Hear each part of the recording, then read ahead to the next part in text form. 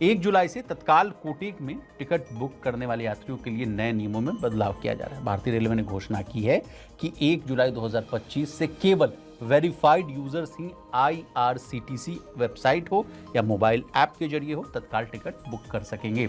इसके अलावा कहा जा रहा है कि तत्काल बुकिंग के लिए OTP बेस्ड ऑथेंटिकेशन को भी जुलाई के आखिर से भी शुरू किया जाएगा। अब OTP बेस्ड आधार वाला मामला समझिए, जैसे आपके पास आधार कार्ड होगा, अगर आप तत्काल टिकट बुक करेंगे तो उस बुकिंग के बाद तुरंत आपके आधार से जो इनेबल्ड होगा आपका मोबाइल नंबर, उस पर जो है आधार OTP आएगा। अब अगर आपके मोबाइल पर जो OTP आएगा वो आप अगर उस पर फीड करेंगे बुकिंग के समय, तभी जाकर आपकी तत्काल की जो बुकिंग है वो स्वीकार मानी जाएगी। इसी बीच रेल मंत्री जो है अश्विनी वैष्णव ने कहा है कि अधिकारियों को भी तत्काल जो है रिजर्वेशन के लिए ऑथेंटिकेशन जो प्रक्रिया है उसको विस्तार यानी बहुत जल्दी उसको अमली जामा पहनाने का निर्देश दिया है। अब इसके अलावा ये भी खबरें आ रही हैं कि यूज़र्स जो है अपने डिजी लॉकर अकाउंट में स्टोर आधार या अन्य कोई भी जो सरकारी जो डॉक्यूमेंट है जिससे आपका पहचान जो है उजागर होता है, उसका उपयोग करने पर अपनी पहचान सत्यापित करने वाला भी मामला जो है वो भी पूरा होता हुआ दिखेगा। मान लीजिए जिनके पास आधार नहीं है तो उनको कहा जा रहा है कि और भी अगर कोई वैलिड जो है सरकारी डॉक्यूमेंट है उनके जरिए भी आप तत्काल टिकट जो है वो आप बुक कर सकते हैं। इसके अलावा रेलवे से जुड़ी एक और बात है, अगर रेलवे की बात हो रही है तो देखिए 1 जुलाई से किराए बढ़ाने की भी बात कही जा रही है। अब वो वाला मामला तो हालांकि वो पुरानी खबर है, लेकिन अगर डिटेल अगर आप रेलवे से जुड़ा हुआ अगर कोई पैकेज देखेंगे तो आपको ये भी जानकारी मैं दे दूं।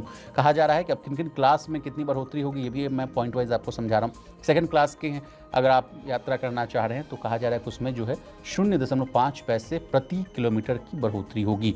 मेल या एक्सप्रेस वाला अगर आपका क्लास है तो उसमें 1 पैसा प्रति किलोमीटर। AC क्लासेस के लिए कहा जा रहा है कि 2 पैसे प्रति किलोमीटर। सबअर्बन या MST हैं तो कोई बदलाव नहीं किया गया है। इसमें एक बहुत अहम जानकारी ये है, नोट के रूप में मैं आपको बताना चाहूँगा कि बढ़ा हुआ जो किराया है 500 किलोमीटर से ज़्यादा की दूरी के लिए रखा गया है।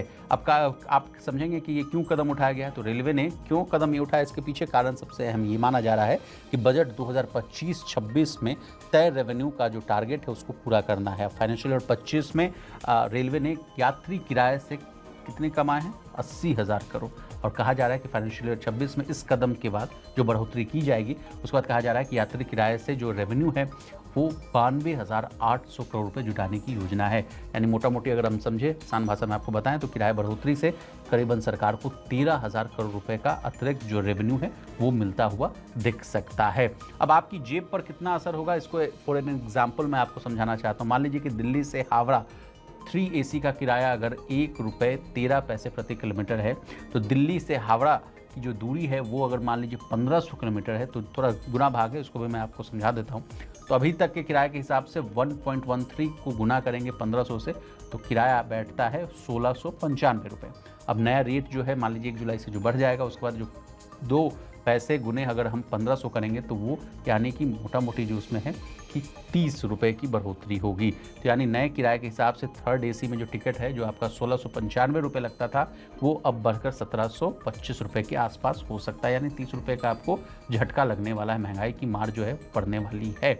अब पिछली बार कब बढ़ाया था किराया, ये भी एक एडिशनल जानकारी ले लीजिए। 2020 में कहा जा रहा है कि सेकंड क्लास में 1 पैसे प्रति किलोमीटर, स्लीपर में 2 पैसे प्रति किलोमीटर, AC में 4 पैसे प्रति किलोमीटर की जो है बढ़ोतरी की गई थी। इसके पहले अगर बात की जाए तो 7 साल पहले और चले जाइए, 2013 में भी बढ़ाया गया था। सेकंड क्लास में 2 पैसे प्रति किलोमीटर, स्लीपर और सेकंड AC में 6 पैसा प्रति किलोमीटर, अन्य AC क्लास में 10 पैसा प्रति किलोमीटर की बढ़ोतरी की गई थी। अब इस पूरे बढ़ोतरी के मामले पर NR भानुमूर्ति साहब जो डायरेक्टर हैं मद्रास स्कूल ऑफ इकोनॉमिक्स की, वो क्या कह रहे हैं कि इस तरह की जो मामूली बढ़ोतरी का महंगाई पर बहुत हल्का असर होगा, यानी आम आदमी की महंगाई की टेंशन इसमें नहीं जुड़ रही है। अब ये तो बात हुई NR भानुमूर्ति साहब की। आपको क्या लगता है कि जो बढ़ोतरी हो रही है उससे आपको पर असर पड़ेगा नहीं, झटका पड़ेगा नहीं? कमेंट कर जरूर बताइएगा।